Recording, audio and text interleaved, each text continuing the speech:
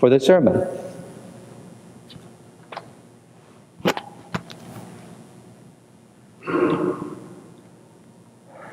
As we said after the gospel reading, it is in the middle of this week that we reach the 2-week point before the great feast of the Lord's Nativity. And as we begin to expect with eager anticipation the feast of the Lord's birth, the Church has ordained that our fast should become more strict. What has up to this point been relaxed, with fish permitted almost every day, excepting only Wednesday and Friday, now becomes a more stringent effort. And therefore it is fitting that we reflect on why we fast and how we fast and what our fast means. There is a saint of the Orthodox Church in the 19th century, just a little over 100 years ago, maybe 150 years ago, who, in giving advice to a woman who was seeking guidance in how to select a good man for her daughter to marry, said the following to her: "Whatever man you choose, be certain that he is a Christian. And if you wish to see whether he is a Christian or not, observe whether he keeps the fasts. No one," he said, "can be a Christian if they do not fast."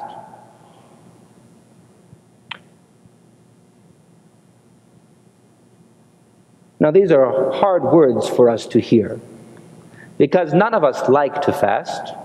None of us like to keep the fast, and we like to consider that our standing in the Church is not dependent on whether we do or do not observe and obey some outdated rules, perhaps.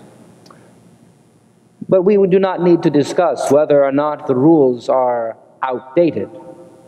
The question is, what are they for? And too often, I fear, we even read stories such as this that insist how important it is to keep the fasts, and we miss the point.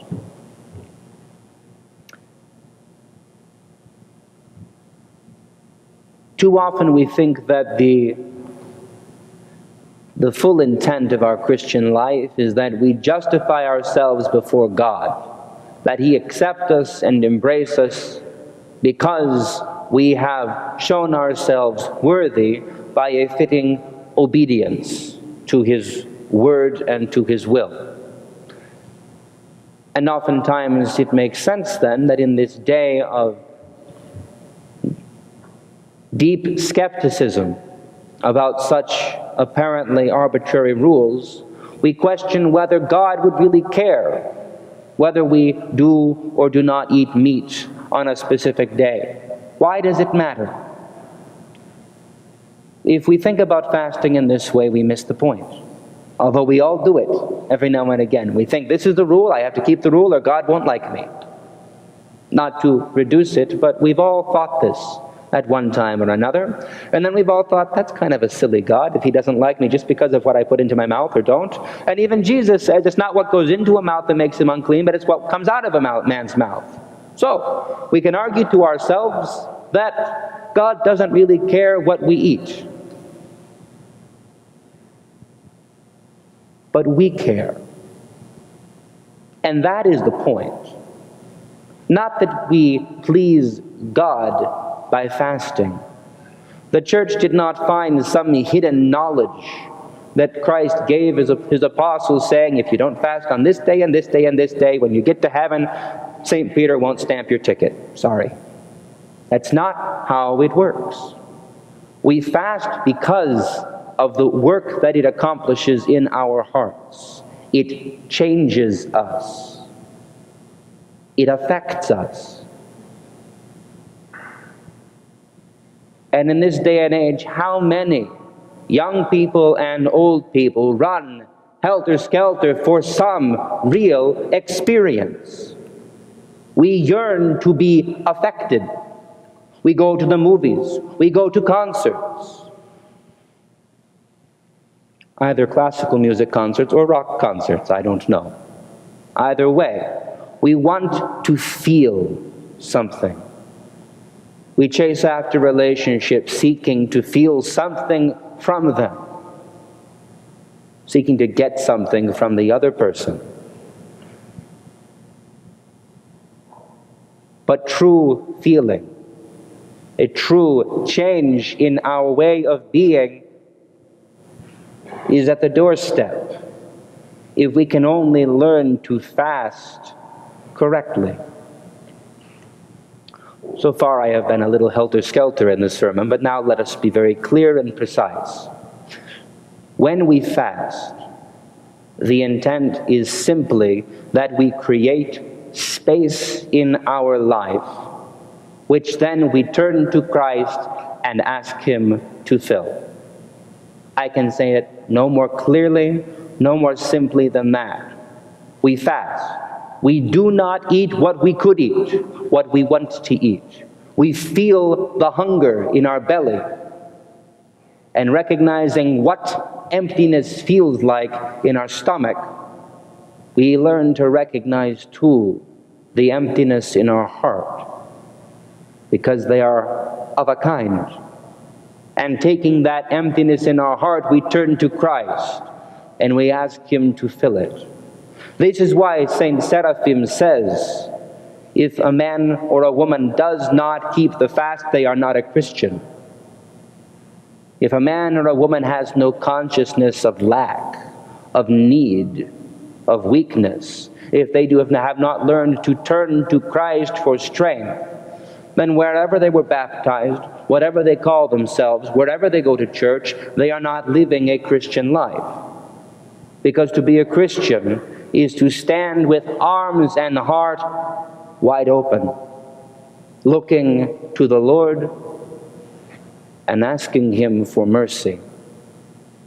But we cannot ask for what we do not feel we need. And fasting helps us see the need. So I am not saying to you all that starting right now you have to keep the fast absolutely strictly. I've been a priest long enough to know that even if I said so, you would not do it. Why does the priest have any authority to tell me what to do? I don't.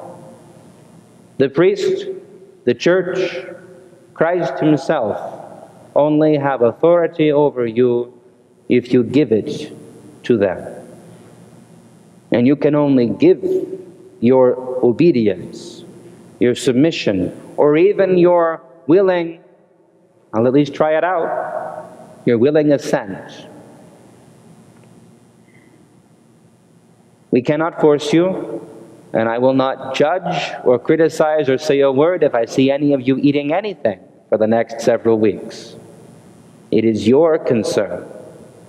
My job, my call, my responsibility is to preach to you the gospel, to tell you this is what Christ and His church give to us. A gift, not a law, a gift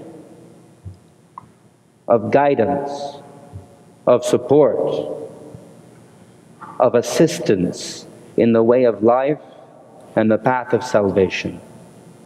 And we cannot begin to approach it if we do not at least reflect seriously on what it means to fast. My guess is, because I am a different priest and have a different way of thinking, that you have not heard it said in this way before. Not that I'm inventing something new, but hopefully I'm saying it a little bit differently, so that you can reflect on it afresh and consider, how can we go about creating space in our life and turning to Christ and asking Him to fill it? If we can do this,